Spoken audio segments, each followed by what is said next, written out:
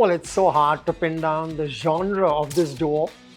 They like the intentionally vague description of being a roots rock and roll band. But in 2025 alone, they have performed at a bluegrass festival, a world music festival, a pop festival, a rock festival, a country festival, and more.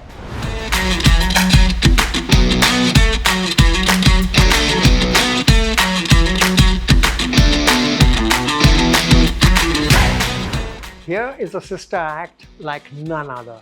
It gives me immense pleasure to talk about an extraordinarily talented sibling outfit that I, Brian Tellis, had the absolute joy of hanging out with 5 years ago. After a few years of writing and singing under their own names, these sisters took a couple of years off, only to regroup with a band name that is a tribute to their great-great-great-great-grandfather, Larkin Poe. He was incidentally a cousin of, mystery and macabre writer Edgar Allan Poe. Now, Rebecca Lovell and Megan Lovell of Larkin Poe are Grammy-winning singer-songwriters, multi-instrumentalist sisters whose own brand of gritty, soulful, and kind of southern-tempered rock roots have made them a festival favorite for their vitality.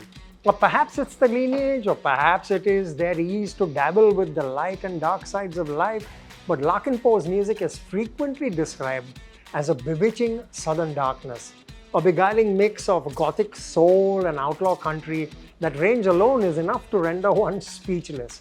For a man like me with no shortage of words, labeling Larkin Poe's music feels futile and frankly inaccurate. Because each time you think you have figured out their music, they veer towards a completely unrelated direction.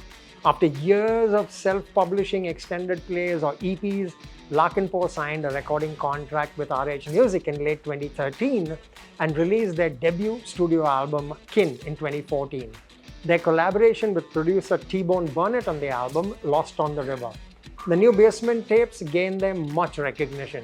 To be able to hold their own in a supergroup like the new Basement Tapes, which comprises Jim James, Elvis Costello, Marcus Mumford, Taylor Goldsmith, amongst others. It's really something outstanding. Word of mouth has been effective in Larkin Poe's case, particularly after being voted Best Discovery of Glastonbury 2014 by UK newspapers. Megan's sensational slide guitar is renowned for balancing wild spirit with up-tempo melody as Rebecca gently kind of holds the heart and soul of every instantly memorable chorus.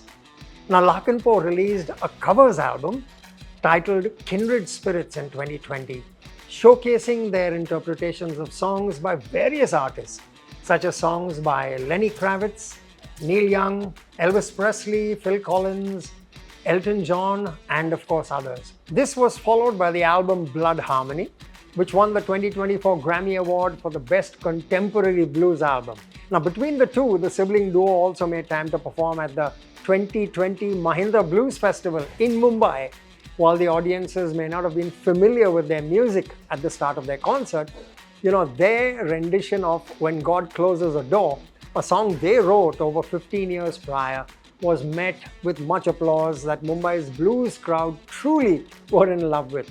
During one of my conversations with these fantastic, lovely ladies between sets at the Mahindra Blues Festival, Megan and Rebecca Lovell pointed out one of the greatest pieces of advice that they had ever received. Mr. Elvis Costello advised us many years ago, they said, to defy the temptation to put ourselves in a genre box. He has lived up to that creed himself, having made bluegrass, gospel, country, punk, rock, records, operatic records, musical records. No wonder then the sisters are bonded not just by blood, but by their creative kindred spirits. You know what we call that kind of decisive existence? That's right, that's living your dream.